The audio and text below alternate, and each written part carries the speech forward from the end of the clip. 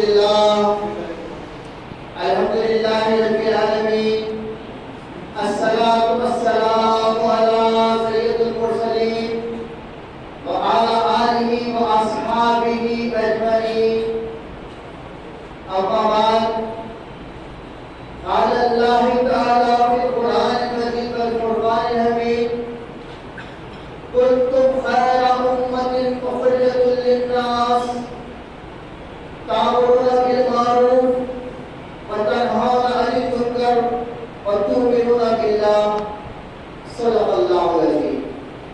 تمام تعریف اللہ تبارک تعالیٰ کے لیے سزاوار ہے جو سارے عالموں کا پالنہار ہے. درود و سلام ہمارے آقا سیدنا محمد صلی اللہ علیہ وسلم پر، ان کے اہل ویال پر اور صحابہ رضوان اللہ تعالیٰ علیہ پر. عزیزان قدر، اللہ سبحانہ و تعالیٰ اپنے پاک کلام میں ارشاد فرماتے ہیں کنتم خیر امۃ اخرجت للناس تأمرون بالمعروف وتنہون عن المنکر وتؤمنون باللہ. اس کے معنی کیا ہے؟ اس کے معنی ہے کنتم خیر امۃ اخرجت للناس، تم بہترین امت ہو جو لوگوں کے لیے اٹھائی گئی. تم کیا ہو؟ بہترین امت ہو. اور یہ بہترین امت کا لفظ کون عطا کر رہے ہیں؟ کو اللہ سبحانہ و تعالیٰ عطا فرما رہے ہیں کہ تم بہترین امت ہو. کنتم خیر امۃ اخرجت للناس، جو لوگوں کے اٹھائی گئی ہے لوگوں کے لیے. تمہارا کام کیا ہے؟ پھر آگے اللہ تعالیٰ کا لفظ فرما رہے ہیں تأمرون بالمعروف وتنہون عن المنکر. ارے تم بھلائی کا حکم دو اور برائی سے رو. تم کیا کرو؟ بھلائی کا، نیکی کا حکم دو اور برائی سے روکو. وتؤمنون باللہ، اور تم اللہ پر یقین رکھتے ہو. تم کیسی قوم ہو، ایسی امت ہو، اللہ پر یقین رکھنے والی امت ہو. نیکی کا حکم کرتے ہو، برائی سے روکتے ہو. تو اللہ تبارک تعالیٰ نے اسی لیے فرمایا کنتم خیر امۃ، تم بہترین امت ہو. اور یہ بہترین امت کا لفظ اللہ تعالیٰ ہم کو کب عطا فرمائیں گے؟ جب ہم نیکی کا حکم کریں گے اور برائی سے روکیں گے. اور اگر یہ ہم کام نہیں کر رہے ہیں تو ہم اللہ کا حق ادا نہیں کر رہے ہیں. ہم خیر امت ہونے کا حق ادا نہیں کر رہے ہیں. اللہ نے ہم کو خیر امت بنایا اور رسول اللہ صلی اللہ علیہ وسلم نے دین کا ہر معاملہ ہم کو سکھایا. اور پھر دنیا اور آخرت دونوں کی کامیابی اور دنیا اور آخرت دونوں کی بھلائی کس میں ہے؟ اللہ کے رسول نے ہم سب کو یہ تمام باتیں بتا دی ہیں. لیکن اس کے باوجود بھی آج ہمارا معاملہ یہ ہے کہ آج ہم اس کام سے بے انتہا ہو گئے. آج ہم یہ سمجھتے ہیں کہ یہ کام نیکی کا حکم دینا، برائی سے روکنا، یہ علماء کرام کا کام ہے. ہم بات کریں تو ہوتے ہیں علماء پہ، علماء آج کل کیا کر رہے ہیں، علماء کچھ نہیں کر رہے ہیں، قوم بگڑ رہی ہے، ایسی ہو رہی ہے. میرے بھائی، یہاں پر اللہ تبارک تعالیٰ نے علماء سے مخاطب نہیں ہے، بلکہ اللہ تبارک تعالیٰ کنتم فرمائے آپ تمام کے تمام خیر امت ہو. اور آپ تمام لوگوں کا کام ہے کہ نیکی کا حکم دو اور برائی سے روکو. میرے بھائی بزرگوں، آج ہم اگر معاشرے میں دیکھ رہے ہیں تو آج اتنی برائیاں عام ہوتے جا رہی ہیں. بتاؤ، برائیاں عام ہوتی جا رہی ہیں. اب آپ دیکھیے کہ کل کا پرسویں کا واقعہ ہے. نوجوان بچے کا قتل کر دیا گیا، 20 سال کی طالب علم کا. آپ بتائیے کتنے افسوس کا مقام ہے. کیوں کہ اب ماحول جو معاشرہ ہے یہ برائی کی طرف جا رہا ہے، لیکن اس کو کوئی روکنے والا نہیں ہے، کوئی ٹوکنے والا نہیں ہے، بچوں کو سمجھانے والے نہیں ہے. جبکہ کام ہے یہ ماں باپ کا، خاندان کے بڑے لوگوں کا، محلے کے بڑے لوگوں کا، بڑے بزرگوں کا، ہر ایک کا یہ کام فرض بنتا ہے کہ جو نوجوان نسل آج ہماری مختلف قسم کے نشہ استعمال کر رہے ہیں. آپ کو معلوم ہے گانجا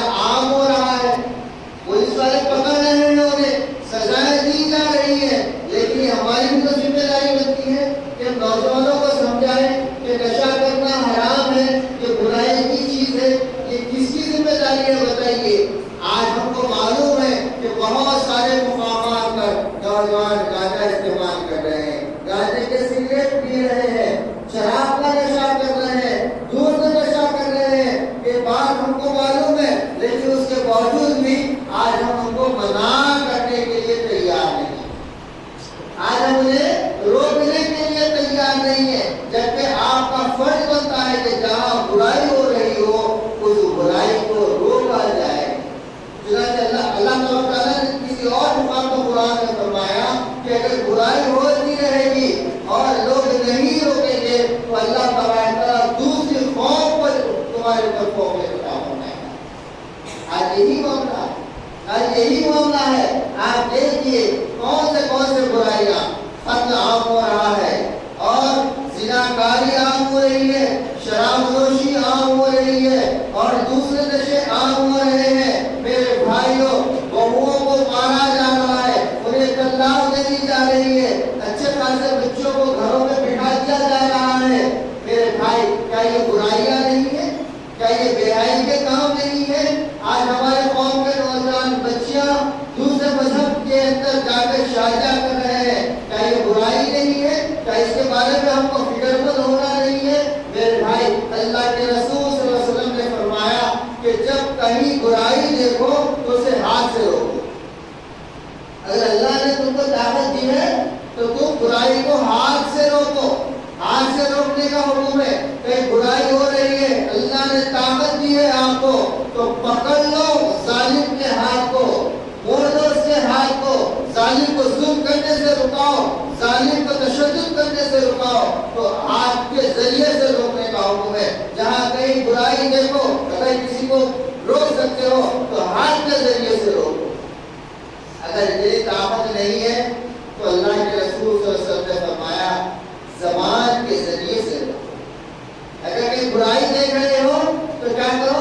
زبان کے ذریعے سے روکو، بتا کہ بھئی یہ برا ہے۔ اب آپ بتائیے، مجھے تعجب ہوتا ہے کہ مقامات پر میں دیکھتا ہوں کہ باراتیں آتی ہے، باجا بج رہا ہے اور اس میں بزرگ حضرات بھی موجود ہیں اس کے اندر۔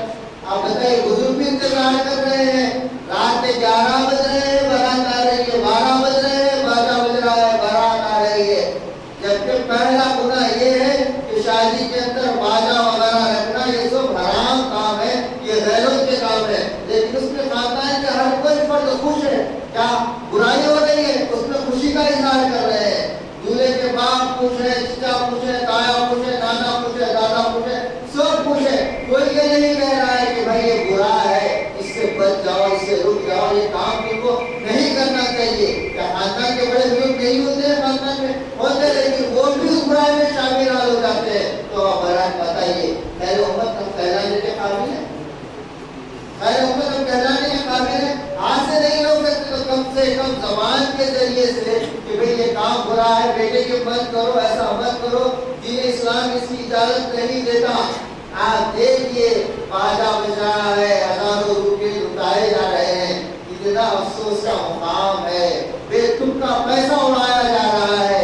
آپ بتائیے، اسراف اسلام کے اندر جائز ہے؟ آپ بتائیے، ہم کو اتنی بھی فکر نہیں ہوتی کہ فلسطین اور غزہ کے اندر ہمارے معصوم بچے، ایمان والے بچے، مسلمان بچے آج کھانے کو ترس رہے ہیں۔ ہم کیسے خوشیاں منائیں گے؟ ہم کیسے خوشیاں منائیں؟ آج ان کو رہنے کے لیے جگہ نہیں، کھانے کے لیے پیٹ بھر میسر نہیں ہے، ان کو پہننے کے لیے کپڑا نہیں ہے، ان کو علاج کے لیے دوا نہیں ہے۔ میرے بھائی، اللہ نے تم کو خیر امت بنایا ہے۔ اللہ کے رسول صلی اللہ علیہ وسلم نے فرمایا کہ تم لوگ ایک جسم واحد کی طرح ہو، اگر کسی ایک جسم کے عضو کو تکلیف ہوتی ہے تو اس کا احساس پورا بدن کرتا ہے اور آنکھ سے آنسو نکلتے ہیں۔ تو میرے بھائی، کہاں گئی اللہ کے رسول صلی اللہ علیہ وسلم کی یہ بات؟ کیا ہم نے کبھی غور کیا ہماری امت پر کہاں کہاں ظلم و ستم ہو رہا ہے؟ ہم نے کوشش کی، ان کے لیے دعائیں کی، کیا ہم نے کوشش کی کہ ان کو ہم ان کی کس طرح سے مدد کر سکے؟ کیا ہم کبھی یہ فکر کرتے ہیں؟ میرے بھائیوں بزرگوں، ہم اس کی فکر نہیں کرتے، بلکہ ہم کیا کرتے ہیں؟ اپنی خوشی، اپنا عیب اور شیطان کے بتائے ہوئے نقش قدم پر ہم چل رہے ہیں۔ شیطان جیسے جیسے اچکاتا ہے ویسے ویسے ہم اچکتے رہے ہیں۔ شیطان جدھر ہم کو بہکا رہا ہے ادھر ادھر ہم بہکتے میرے بھائی بزرگوں کل اللہ اور اس کے رسول کے سامنے کیا جواب دیں؟ ہم اللہ اور اس کے رسول کے سامنے کیا جواب دینا ہے نا؟ یہ تو یقین ہے، ہر مسلمان جانتا ہے یوم الآخرت پر ایمان تو ہے۔ یوم الآخرہ کیا ہے؟ آخرت کا دن، اس دن ہم کو سب جانتے ہیں، بچہ بچہ جانتا ہے کہ اس دن اللہ کے سامنے حاضر ہونا ہے اور ہم کو ہر بات کا جواب دینا ہے، ہر عمل کا جواب دینا ہے۔ یہ نہیں کہ آج کر لیے ہمارا معاملہ ختم ہو گیا، نہیں نہیں نہیں میرے بھائی، جس طرح سے آپ دیکھتے ہیں کہ ہم کوئی پروگرام کرتے ہیں تو اس کی شوٹنگ ہوتی ہے اور اس کے بعد ہم پھر اس کو لے جا کر گھر میں بیٹھ کے سکون سے دیکھتے ہیں، تو میرے بھائی ایسے ہی ہماری زندگی کی شوٹنگ بھی چل رہی ہے۔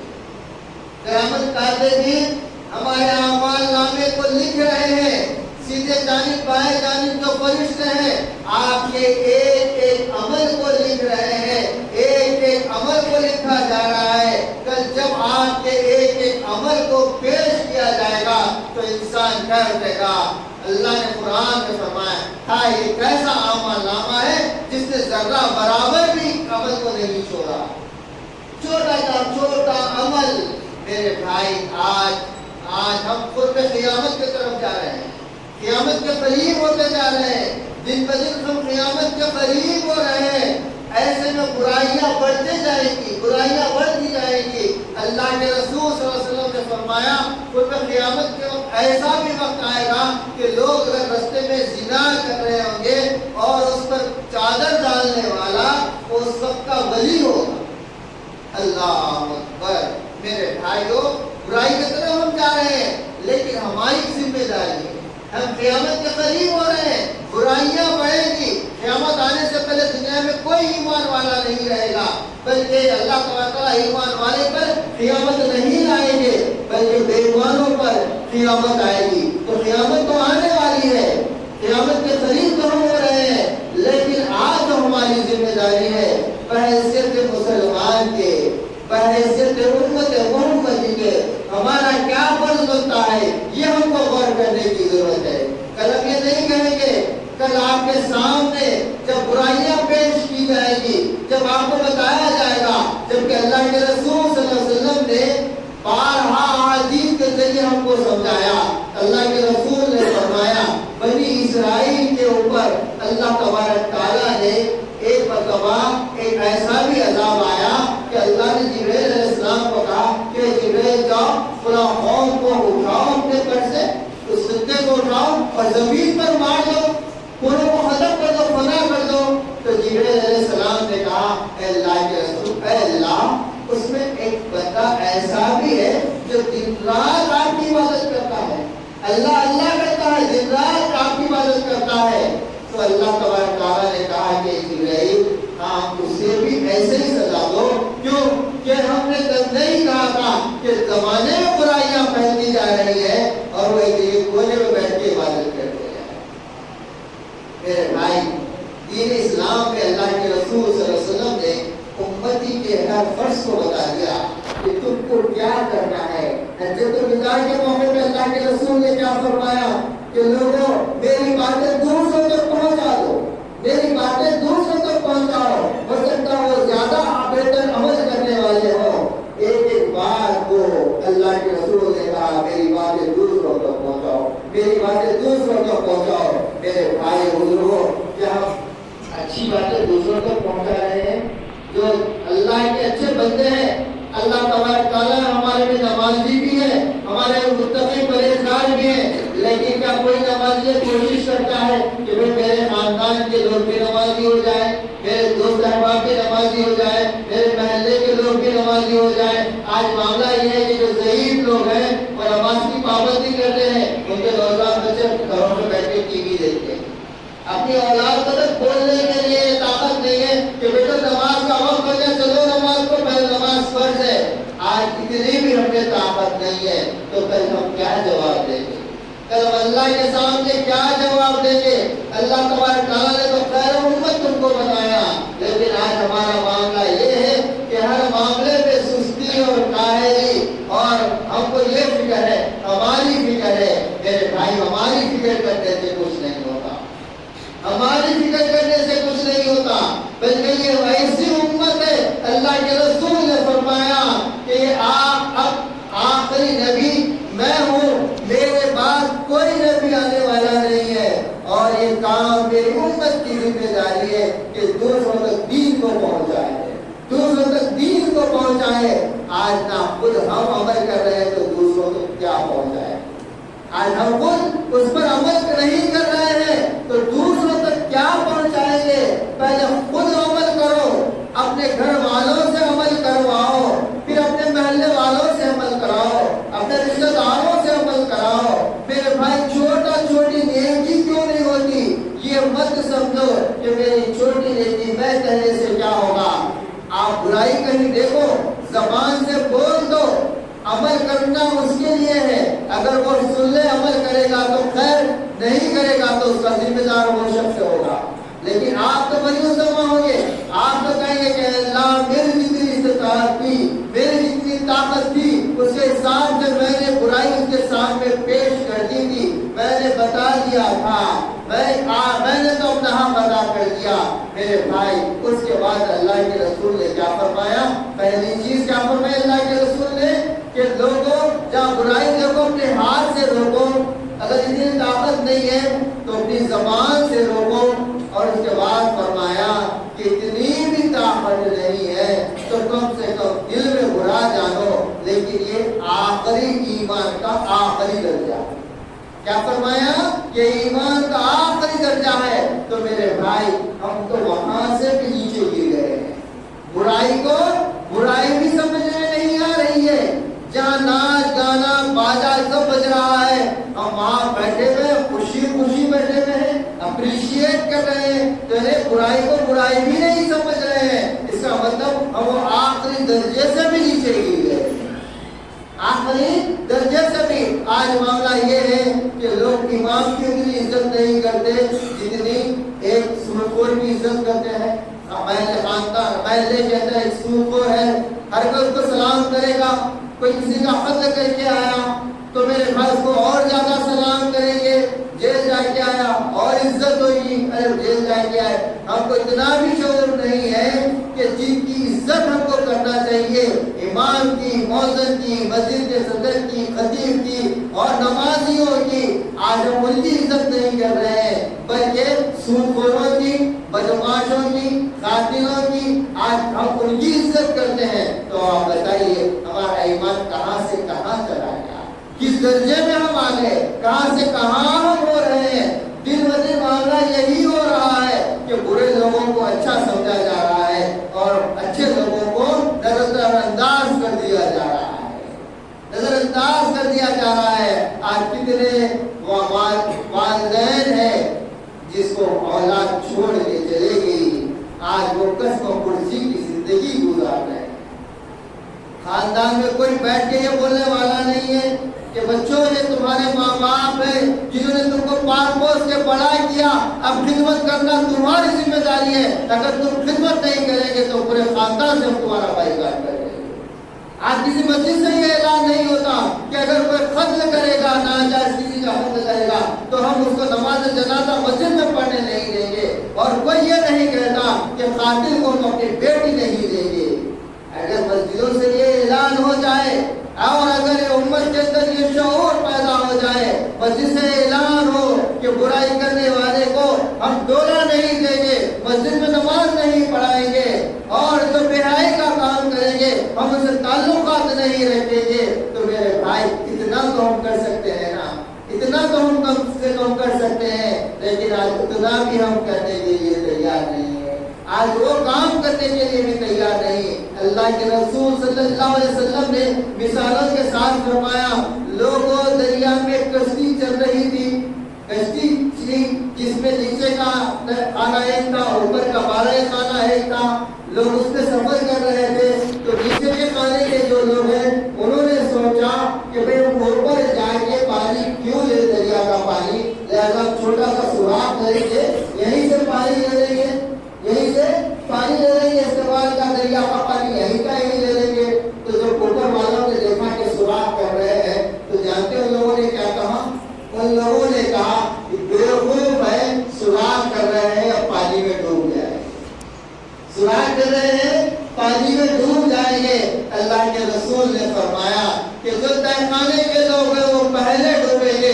بالائی منزل پر ہے لیکن وہ لوگ بھی ڈوبیں گے۔ میرے بھائی آج معاملہ ایسے ہی ہے۔ آج معاشرے میں برائیاں دیکھ رہے ہیں، وہ برائیوں کو ان سے روکنے کے لیے ہم تیار نہیں ہیں، منع کرنے کے لیے تیار نہیں ہیں، اور ان کو سمجھانے کے لیے ہم تیار نہیں ہیں۔ وہ برائیاں اپنے گھروں تک بھی آ سکتی ہے، وہ برائیاں آپ کے گھر تک بھی آ سکتی ہیں۔ میرے بھائی جب ہم کیا کریں گے آپ بتائیے؟ کوئی برائی جب اپنے گھر میں دیکھیں گے تو اس وقت آپ کا کیا ہوگا؟ آپ اندازہ لگائیے۔